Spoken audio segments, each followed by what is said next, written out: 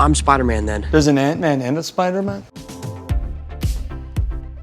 Hey, welcome back to ScreenCrush. I'm Ryan Airy, and the Hulk is reported to have a big role in the upcoming Spider-Man 4 Brand New Day. And this is huge because the Hulk, and not Bruce Banner, but the Hulk, no Banner, only Hulk, may be the only person on Earth or the entire multiverse who remembers that Peter Parker is Spider-Man. And this is all connected to a place called the Green Door, a metaphysical barrier between the multiverse and its deepest layer, the Below Place, which we see here in Loki's tree. And this is all tied to the climactic multiversal battle that we will see unfold in Doomsday and Secret Wars, and maybe even the introduction of Devil Hulk. Devil Hulk? Oh no. Yeah, it gets pretty nuts. And by the way, be sure to check out our merch store, ScreenCrushMerch.com, where we have lots of great Marvel-inspired parody merch designs up right now. Shopping our merch store is the best way to support our channel, and remember, we're also on every podcast platform that is in existence. Thank you so much for your support. Now, a little later, I'm going to be joined by my friends Cameron and Colton to get their thoughts on these reports and what it means for Spider-Man's role in the MCU going into Avengers Doomsday. And we're also going to talk about all of the other Spider-Man Brand New Day leaks that have come out, like the potential casting of villains and Sadie Sink maybe as Spider-Girl, aka Peter Parker and Mary Jane's daughter from another universe. But first, I have some thoughts on Peter once again being in the shadow of an Avenger. See, one thing that I really liked about Spider-Man No Way Home was that it set Peter Parker and Spider-Man up to finally return to his roots, finally doing away with him essentially being Iron Man Jr. and instead becoming his own man. In Homecoming, there was Tony, and Far From Home, there was Nick Fury and Maria Hill, kind of. And in No Way Home, there was Doctor Strange, and of course the other Spider-Men. It just feels like Tom Spider-Man has never got to be on his own. And now, here we are again, another Spider-Man movie featuring another big Marvel hero as his mentor figure. With Brand New Day being the title of the next film, I was really optimistic that they would follow the theme of that comic, which is new beginnings, a return to his classic self, shedding a lot of the baggage that had been tacked onto Peter from the wider Marvel Cinematic Universe and all the crossover stories that came before it. In the comic that preceded Brand New Day, One More Day, we saw Peter make a deal with Mephisto that resulted in the world forgetting he was Spider-Man and his relationship with Mary Jane being erased, which is basically what happened in No Way Home, laying the groundwork for the MCU Spider-Man to become a more traditional version of the character for his next film. And I'm a little worried that that may not be the case with the rumors that the film is once again diving into the multiverse of it all, and now featuring yet another big Avenger. just for once in your life, don't smash. However, there is some precedent for this in the comics. Despite the world forgetting Peter Parker was Spider-Man, one character didn't forget, and that character was the Hulk. Here in Immortal Hulk Green Power, Hulk says that Banner forgot, but he didn't. And we think this one panel is almost certainly going to be a driving force behind Hulk's role in this film. It may even be the movie that sets up Bruce and the Hulk to return to being separate entities and gives us the triumphant return of our classic Green Rage monster for Doomsday and Secret Wars. Hey, person? Yeah, buddy? Hey, your face stuff is looking a lot better. Aw, thanks, man. You guys have probably noticed that whenever I get super stressed or when I'm anxious, which I basically am all the time, I have these facial tics. Sometimes I blink one side of my face or I clench my jaw in these weird ways. It actually sounds harmless, but this kind of oral fixation habit is actually really destructive. It causes tooth damage, headaches, and it also just kind of looks weird when I'm making YouTube videos. I didn't think I'd ever be able to quit this bad habit cold turkey, and it turned out I was right. So instead, I replaced my facial tics with Fume. They're the sponsor of this video. And I'm sure you guys have your own bad habits that you would like to quit, especially in social situations when you start feeling anxious or just bored. For me, Fume has been a game changer. You see, Fume does not use smoke or vapor, just natural flavored air that gives you something to reach for without the chemicals. Studies have shown that quitting a bad habit cold turkey is actually really bad for you. So I liked having something to reach for when I felt the urge. This is a chemical-free alternative to harmful habits. Guys, Fume is an award-winning flavored air device that does not use combustion, and it's not even electronic. I mean, look, you can use it anywhere. There's no smoke, no vapor, no chemicals, just natural flavored air that uses these plant-based cores that taste great. And they just introduced mango, my new favorite flavor. It's bolder than all the flavors I've tried in the past, and I recommend it if you want to switch things up. These are non-toxic flavors and a guilt-free alternative with natural plant-based ingredients. But also, I love the magnetic, fidget-friendly design that makes this incredibly satisfying sound.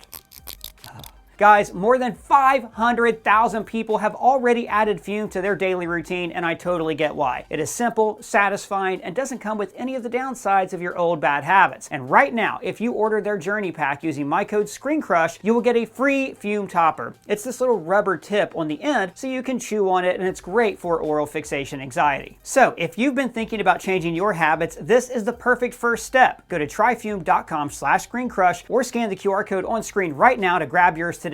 Now back to what I was saying. So the MCU's take on the Hulk has always been a little messy. The Incredible Hulk is actually the second MCU film ever made, but with it starring Ed Norton, most people don't even realize or remember that that movie is technically MCU canon. Well, that is until Captain America Brave New World referenced it about 76 times in the span of 2 hours. Quote was Betty's idea.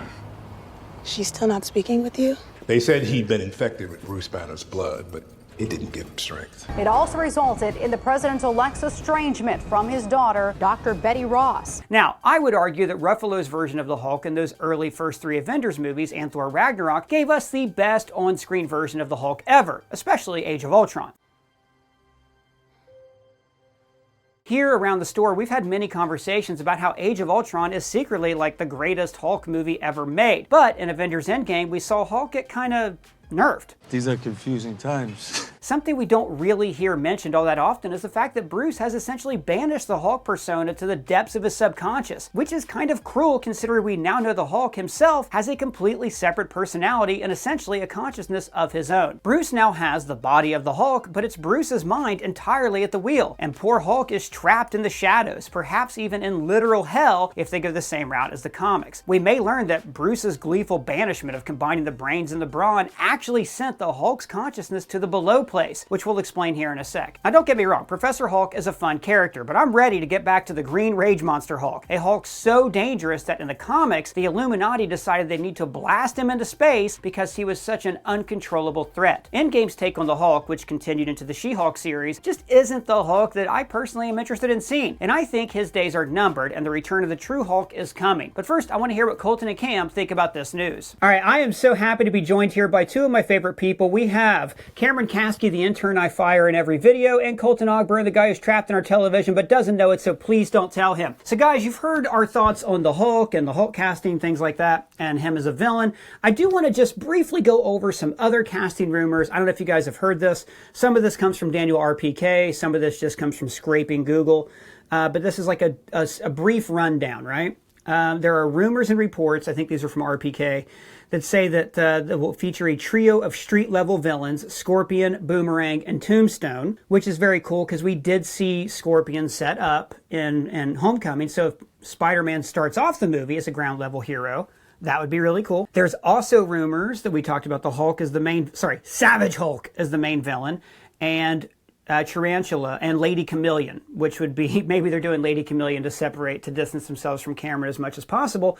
And there's also a rumor that Liza Colin-Zayas might be playing Rio Morales, which could set up, again, Miles Morales in the MCU. We already had a tease because Uncle Aaron mentioned he had a nephew. So we know that little Miles was out there running around, but hell, that movie came out in 2017, so even if Miles was blipped, you know, he's got to be getting at least into his teen years by now. And also there's rumors of Mr. Negative, and the big rumor that I haven't mentioned yet is that Stranger Things' Sadie Sink was reportedly cast for a role. I don't remember if that was confirmed or not. Do you guys know if that was confirmed casting? I believe they've confirmed Sadie Sink, but the Scoopers have also brought us rumors that Sadie Sink will be playing every single character in the history of the world. People are saying she's going to play Firestar from Spider-Man and His Amazing Friends, everybody's favorite cartoon from back in the day that very few people remember. Boy, they are just desperate to get mutants in. And how dare you besmirch the name of Spider-Man and His Amazing Friends? Yeah, what the hell? Cameron, I come from a wilderness that is separate from comic book properties existing on multiple levels. From the time you left your mother's apron strings, you have been able to have access to animated shows galore, comic books. I grew up in hell. I grew up in a trailer park where there was no comic book material except for maybe on a rainy day we could get Channel 19 and watch Spider-Man and His Amazing Friends and Aunt May's adorable dog, Miss Lion. So that would be amazing casting for her. Well, have you also seen the rumors that she is going to be playing Mary Jane Watson? Because I have seen all over the internet people saying Sadie Sink has been cast in Spider-Man, and we have it from some reporters, some scoopers, say she's playing Mary Jane Watson. Now, this is considering we have Zendaya as MJ Watson, but Sure. no. Sadie Sink is apparently going to play Mary Jane Watson, a totally different character. No, they never gave her the last name Watson, did they? Yeah, they gave MJ, Oh, she has last name MJ from Watson? the Okay. MCU. Michelle Jones Watson. I assumed. Now, this is the other thing about this movie. By the way, the only leaker I pay attention to is Daniel RPK, right? Because the guy's pretty much always right. And when he's not, he apologizes and admits it. Unlike some leakers I know out there who claim that they're right, even when James Gunn says they weren't. With Sadie Sink, he's talked about the multiverse, right? Okay, we were saying, oh, we hope it's a grounded movie, and then it's, oh, I hope it's not a multiversal movie, and then they're they want it to be a multiversal movie so they can have Toby and Andrew back and make $1 billion. If that's the case, Colton, you got to admit, she'd be pretty cool as Mayday Parker. Yeah, she'd be a great Mayday Parker. There is no way in hell they replace a black actress in Zendaya, her MJ, with this, traditional looking Mary Jane. I would, oh my God, if they did that, I would be on a rampage for months at how in poor taste. I don't really think see that the would world be. through that lens. I never even considered it that way. That's true. You would be the Savage Colton. No, that's the rumor that I've seen. That's the rumor that I've seen the most, is that she'll be playing Mayday Parker, which, again, sort of makes me say what a lot of people are saying, which is, okay, enough of the multiverse. We're all good. We just got a Spider-Man multiverse movie. As a matter of fact, we just got 3. And if Into the Spider-Verse 3 ever comes out, we'll have 4. A Mayday Parker, by the way, who, if they do it, should be the daughter of Tobey Maguire's Spider-Man, I would say, right? Of course, yeah, I always assumed. And he wasn't, believe me, I looked, he wasn't wearing a wedding ring in No Way Home, but he did say that he and Mary Jane were making it work. Well, I think that he is married, but when he found himself in a new universe, he was like, hey, I'm here. And he slipped the ring into his pocket. I think that's what was going on. Do you think he was maybe looking to get some multiverse action and cheat on Mary Jane while he was in But a it's different not universe? cheating if Tobey you... Maguire. Anyway. Were you about to say it's not cheating if it's with Sadie Sink's or with Sydney Sweeney's bar of soap? Is that what you were going to say? I was going to say it's not cheating if it's with another Mary Jane, but then I remembered the other Mary Jane as a minor, and then it derailed. So. Oh, wow, man. This whole thing has really, really, really gone off the rails. Can we talk for a second about the Hulk, right? So, Colton, I know you have thoughts on this. I just reiterated a lot of your thoughts at the start of this video. I love the idea that the Hulk remembers, and what I like most about this is the MCU hasn't really known what to do with the Hulk, right? He is a kind of a one-dimensional villain. I think with Iron Man, they did a really cool thing where they gave us the heads-up display. So even though he didn't have a face, we were always able to see Tony Stark. But there was never an equivalent to show the dual identities of Bruce Banner and the Hulk. Maybe we talked about the below and all that stuff. Maybe we could see a place that's like on Stranger Things, when Eleven would reach out to people's minds and they're in that black void. We could see something like that would maybe visualize their conflict a little bit. What are your guys' thoughts on that? Well, and that's the thing about the Hulk in the MCU is Marvel Studios has kind of been forced to get creative with how they tell the Hulk story, because they cannot do a Hulk movie. I think it's Universal that has the release rights. Marvel can make a Hulk movie, but they can't distribute a Hulk movie, and it's all up in the it's tied up in the legal.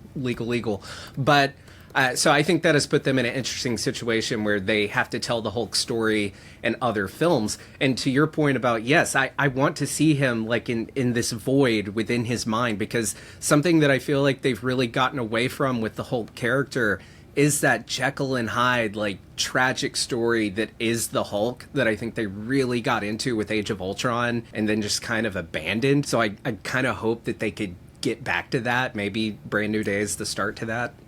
Well, Cam, remember, Infinity War originally had an ending where Hulk did have he and Banner came to they had an argument at the end of Infinity War, and then we saw Smart Hulk appear on screen. So they did kind of relegate that to the background. Yeah. In the comics, it's a lot more complicated.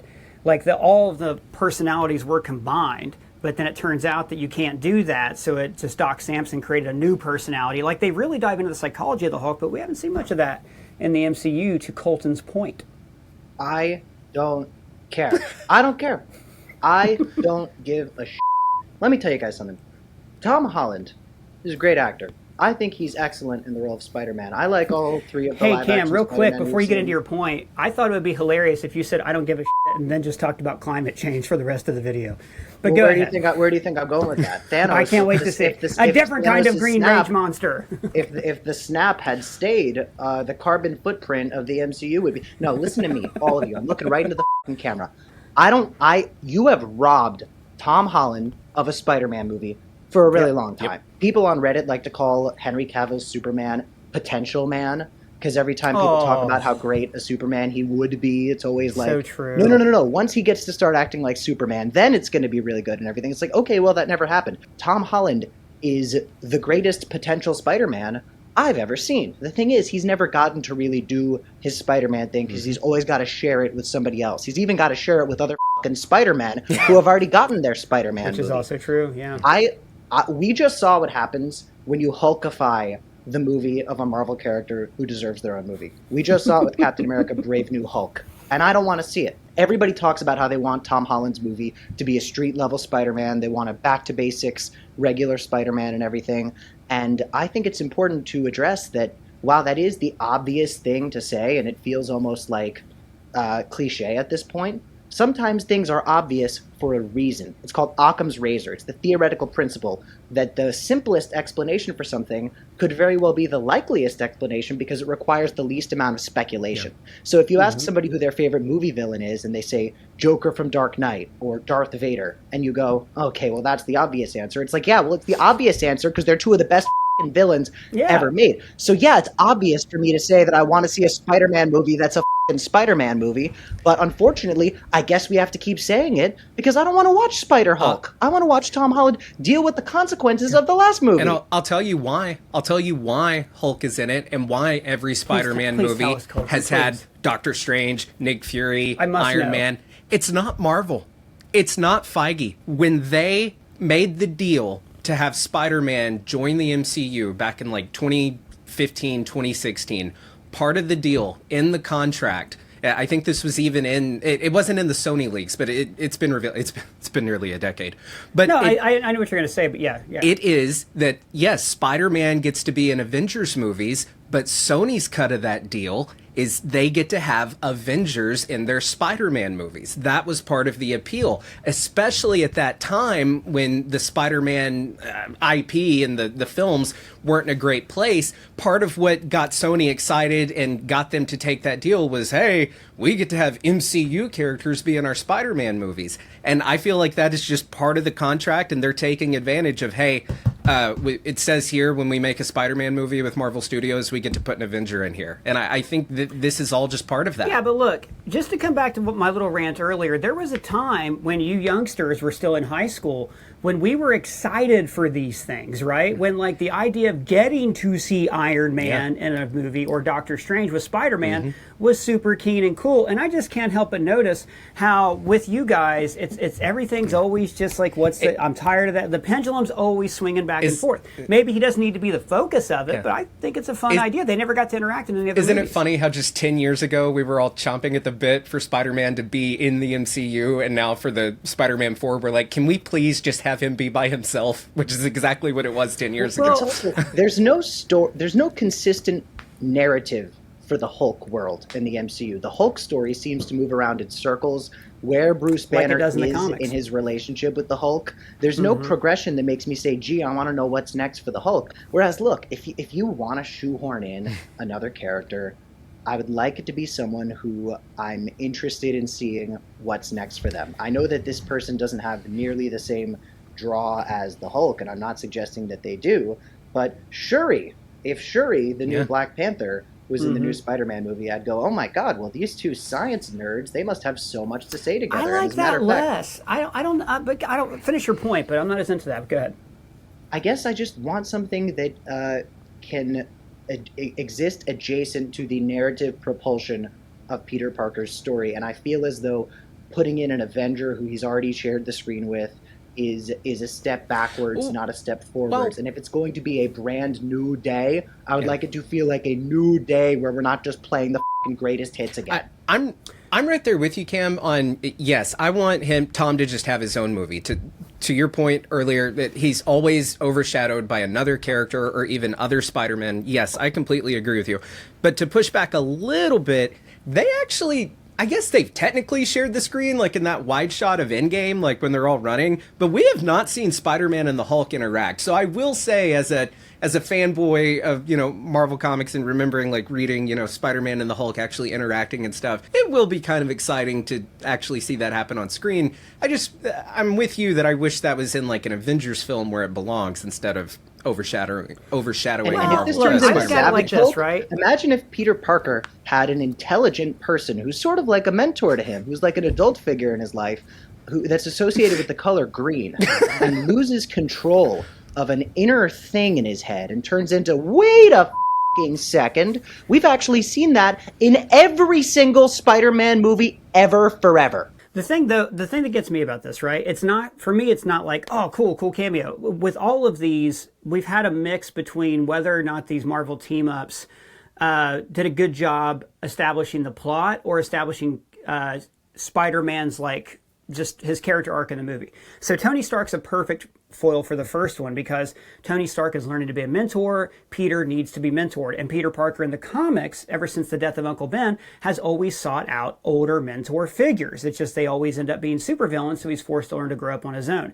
So that was kind of a fun new dynamic, getting to see Peter's mentor figure be Tony Stark. It made sense for Nick Fury to be in the next movie because he was also that kind of little bit tougher mentor figure, forcing Peter out of his comfort zone, telling him, hey, you're going to have to be a hero first. Doctor Strange was just there for plot mechanics, right? And it was fun watching, Peter get knocked his astral form, all that stuff. But really, it was just for the plot. There was no other way to have those different elements come together. So with Bruce Banner, you're right. We've seen Green Goblin, stuff like that in other movies. But with Bruce Banner, we have a brilliant scientist who was a friend with Tony Stark. So I could definitely see, but he doesn't, necessarily remember that. So there's this, oh, Dr. Banner, I've read your papers. There's that kind of thing we can do. But then, if we're right, and if the Hulk does remember Peter Parker, that's going to be amazing for Peter because he's got one person who he can actually talk and relate to. It just so happens that one person has the mind of a baby. Well, and I think that sounds like a fun story. I don't know where that leads him plot-wise. I would rather see that grounded street movie where they fight the Kingpin and but, whatever. Yeah. And you know what I think would be a great emotional story to tell that brings a lot of the themes maybe into this, including the themes of identity and responsibility and everything. No, I don't. I would love to see Peter trying to reconcile with an MJ who doesn't even remember him and basically try to get her to fall in love with him all over again and figure out how to communicate to her like, hey, we were kind of in love with each other in the past, but something crazy happened. Trust me, you love me. And she's like, what the fuck are you talking about? That's the plot of the 1990 Jim Belushi, Rene Russo film, Mr. Destiny. Go on. But the problem is, while he's trying to get back his lost love, who doesn't really remember who he is, a couple assassins, let's say Scorpion and Boomerang and somebody like Kraven the Hunter, although I doubt they'll be touching him with a 20-foot pole for a very long time. Let's say a crime boss like Mr. Negative, because apparently they can't use the Kingpin, wants Spider-Man off the map. He can't put up with this Spider-Man guy anymore. So he hires some assassins to take him down, and Spidey has to avoid a hit on him from a bunch of different people, and the assassins are fighting each other too because they're the one who wants to take home that I killed Spider-Man bag. That sounds fun. And he has to figure out, like, is it worth dragging MJ into this mess again? But also she's the person I love. And also people love watching Tom Holland and Zendaya together, and they're getting married. Boom! Spider-Man movie. I don't care about the fucking Hulk. I thought Cam was going to say that he wanted a romantic story between Spider-Man and the Hulk, playing like Hide the Zucchini or something. If we have to do Hulk, I would take it. That is one line that haunts, one of many lines that haunts Age of Ultron. It didn't sound good when Robert Downey Jr. delivered it. It sounded even worse when he delivered it just now. That was just. And that's no fault of you. Yeah. I mean, that's on Joss Whedon for writing that line. It's not the worst thing he's ever done. But still, go ahead. Can I add something to Cam's point and kind of what you started the conversation with, Ryan, and we kind of got off of it, is the other villains that are being reported. I saw a tweet the other day that said, what 3 villains do you want to see in the next Spider-Man movie? And I'm like, I don't want 3 villains in the next Spider-Man movie. Put one villain. I am so tired. One villain who challenges Peter's central theme that he's going through in that movie. I would take 3 villains over one other hero. I don't know. know. I like the Marvel team-up aspect of it. I just don't think the team-up aspect needs to overshadow what Peter goes through. And in that way, No Way Home, which is my least favorite of these new movies, at least he didn't overshadow Peter's What journey, did you what did you guys Doctor Strange, I mean. What did you guys think of Hulk being in this same position in Thor Ragnarok? I thought that worked really well. What do you mean, same position? Well, it's not his movie. It's a solo movie for Thor. It's a Thor movie, but the Hulk was there as like a supporting character. Yeah, and he does a good job of propelling forward Thor's arc in that movie, right, which is about confronting the monstrosity within yourself, right? Or in this case, in Asgard and his own potential to rule with a hammer, to build or to destroy with this hammer. But you have to realize these aren't, while I do believe it worked, and I think that Ragnarok is a great Marvel movie, it's not like it was decisions about character and story that made that happen. It was, true. Oh, we can't do, not World War Hulk, we can't do Planet Hulk, but, we can fit into Ragnarok doing the Gladiator Hulk scene and have Hulk fight Thor, and the rule of cool, turned that into a touchdown and made it pretty sick, but Thor and Hulk, they do this thing where they could punch each other, and you don't always know which one of them is going to punch harder because they're Thor and Hulk. Whereas oh my God, guys, we get to watch Spider-Man conveniently web up the right thing to make sure that the Hulk gets webbed at the right time. But that's not what... I really like the idea. I love... And in the comics, whenever, especially the early comics, when Spider-Man goes up against the Hulk, he's screwed. Like, there's this great, and same thing when he fights the Juggernaut, or when he fought Fire Lord, Galactus' herald. You always know he's in so much trouble. And I love the dynamic of Peter, no suit, no iron suit, having to try to figure out how to take this guy down in the streets of New York, where everybody he loves lives. I think it's a fun dynamic, and they could tie it into all this other stuff we talked about before. I hope he's in a cloth suit, and maybe if they look, and depending on the Doomsday and stuff like that, I don't know, man. I don't know if this is going to be on Battle World or what the hell they're doing, but it is the perfect opportunity for him to get exposed to a Venom symbiote and go, ooh, this will help me defeat the Hulk. So there's that aspect of it too. If the movie can be about Peter confronting his own darkness, right? His own inner darkness, his own temptation to, I need to do more, I need to do more, I need to do more, right? The temptation at the end of No Way Home was, I want revenge. Now it could be a temptation simply knowing that he's not enough. Without all the Stark stuff, he feels like he's not enough and he needs more, but then confronting that same dark side with the Hulk, who is somebody else who is at war with his own dark side. I think it could fit thematically.